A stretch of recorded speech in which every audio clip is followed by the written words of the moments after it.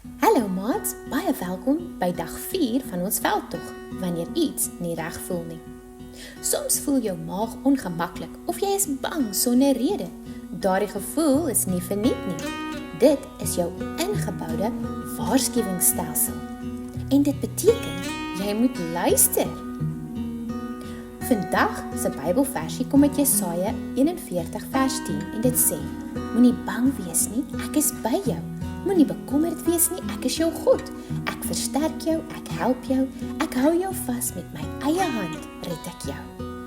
Die grenswenk vir vandag is vertrou jou gevoel. Ouers en kerklidmate, oefen scenario's saam met kinders. Wat sou jy doen? Hou dit eenvoudig en kalm. Kinders, as jy 'n gevoel kry, gaan vinnig na 'n veilige volwassene.